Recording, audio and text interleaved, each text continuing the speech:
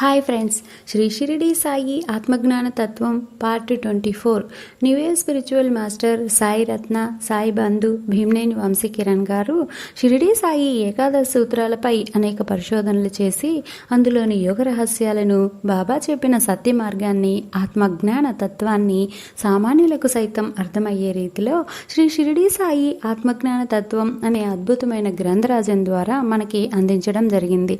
Sadhguru spiritual foundation ద్వారా ఆ పుస్తకంలోని నా సహాయమును కానీ సలహాను కానీ కోరిన తక్షణమే వసంగదును అన్న ఏకాదశ సూత్రం గురించి ఈరోజు తెలుసుకుందాం. నా సహాయము కానీ సలహాను కానీ కోరిన తక్షణమే వసంగెదను. ఈ సూత్రంలో బాబా వినయాన్ని బోధిస్తున్నాడు. బాగా గమనించండి, కోరినచో అన్న పదాన్ని వాడారు, అడిగినచో అనలేదు. ఎందుకంటే అడగడంలో అహం ధ్వనిస్తుంది, కోరికలో వినయం కనిపిస్తుంది. అహంకారం నశిస్తే వినయం వికసిస్తుంది. అంటే భగవంతుణ్ణి ఏదైనా కోరే ముందు ఇచ్చిన వాటికి కృతజ్ఞత తెలిపి ఆ తర్వాతే అవసరమైనది, అర్హత కలిగినది వినయంతో కోరాలి. ఇదే పై సూత్రంలో అసలు నిగూఢ అంతరార్థం. కనుక బాబా చెప్పినట్లు భగవంతుణ్ణి అడగకుండా కోరండి. అర్హుడిని అన్న నమ్మకం వస్తేనే కోరండి, అది కూడా వినయంతో కోరండి. వినయం ఎంతో శక్తిని ఇస్తుంది. మహాభారత యుద్ధం జరుగుతుంది. ఇరువైపు సేనలు భీకరంగా విజయం కోసం పోరాడుతున్నారు. కౌరవులదే పైచేయిగా ఉంది. భీష్ముడు వీరోచితంగా పోరాడుతూ ఉన్నాడు. భీష్ముడి వీరంగం ముందు పాండవులు ఒక్కరు కూడా ముందుకు వెళ్ళలేని పరిస్థితి ఎదురైంది. కృష్ణుడు పరిస్థితిని గమనించి వెళ్ళి భీష్ముడినే సలహా అడగమని ధర్మరాజుతో చెబుతాడు. యుద్ధ విరామ సమయంలో ధర్మరాజు తన సోదరులతో కలిసి భీష్ముడి గుడారంలోకి వెళ్ళి వినయంగా మోకాళ్లపై కూర్చుని, తాత, నీవు రంగంలో ఉన్నంత వరకు మేము ముందుకెళ్ళలేం, నిన్ను జయించే మార్గం చెప్పు అని వినయంతో కోరుతారు. వారి వినయానికి మెచ్చిన భీష్ముడు తాను అస్త్ర సన్యాసం చెయ్యాలంటే ఎదురుగా నపుంసకుడిని ఉంచమంటాడు. ఆ విధంగా తనని చంపే రహస్యాన్ని ధర్మరాజుకి చెబుతాడు.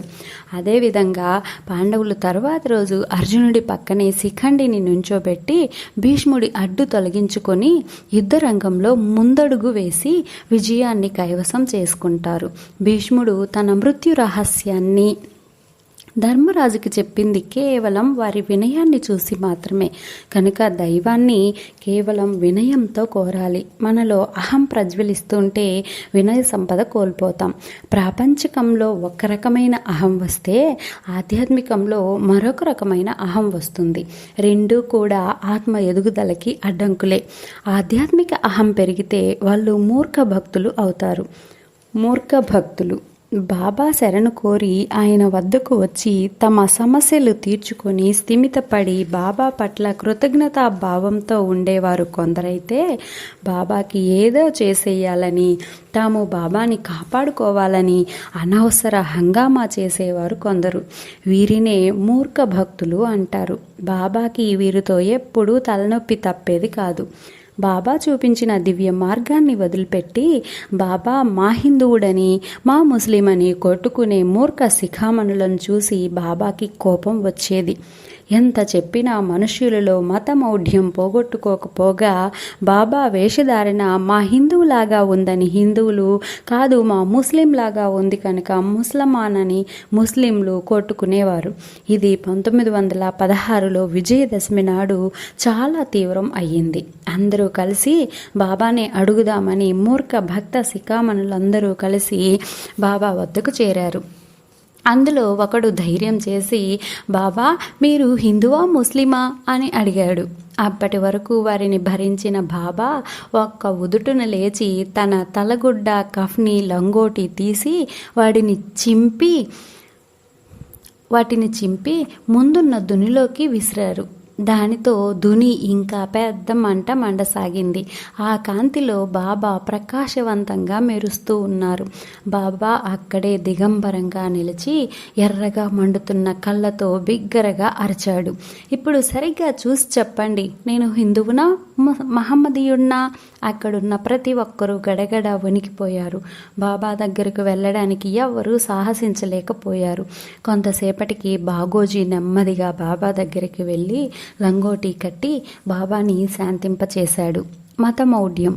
ఇప్పటికీ కూడా బాబా హిందువా ముస్లిమా అన్న ప్రశ్న మనలో చాలామందికి తొలుస్తూనే ఉంది.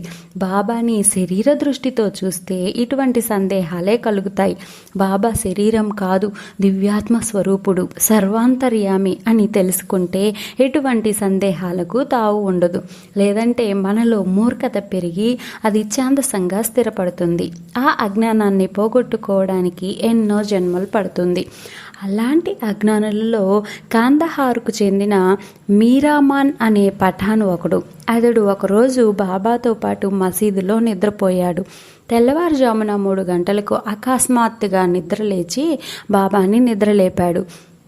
అక్కడ ఉన్న హిందువులందరూ ఇస్లాం ధర్మాన్ని పాడు చేస్తున్నారని, కనుక తను కత్తిపట్టి వారి గొంతులు కోసి వారి బారి నుండి మిమ్మల్ని ఇస్లాంను కాపాడతానని అనుమతి ఇమ్మని ఆవేశంతో ఊగిపోతూ చిందులు వేశాడు. మతం మత్తెక్కిన అతన్ని బాబా తీక్షణంగా చూశాడు.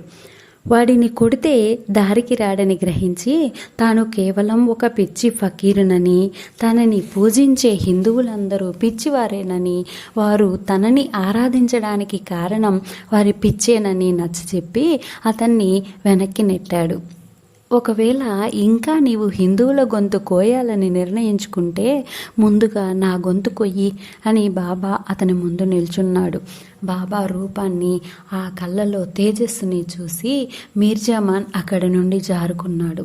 ఇలాంటి మతమౌఢ్యంతో బాబా ఎన్నో సమస్యలు ఎదుర్కొనేవాడు. దీనికి కారణం వారి అహంకారమే. అయినా సరే వారికి సత్యాన్ని చెప్పి తన మార్గానికి తెచ్చుకునేవాడు. వారికి పరమత సహనం నేర్పించేవాడు. ఇతరుల పట్ల వినయ విధేయతలు చూపించమనేవాడు. అందుకేనేమో తరచూ బాబా అంటుండేవాడు, సాయి అంటే ఈ 3.5 మూరల ఎత్తు ఉన్న భౌతిక శరీరం మాత్రమే కాదు, నేను సర్వత్రా ఉన్నాను. నన్ను సర్వ ప్రాణులలో దర్శించగలగడం భక్తులు నేర్చుకోవాలి. రేపటి భాగంలో ఉపయోగం లేని ఉపవాసాలు అన్న అంశాన్ని తెలుసుకుందాం. ఇంతటి అద్భుతమైన సాయి ఆత్మజ్ఞాన తత్వాన్ని బాబా ద్వారా గ్రహించి మనకు అందించిన వంశీ గారికి 100,000,000 కృతజ్ఞతాభివందనాలు. Thank you.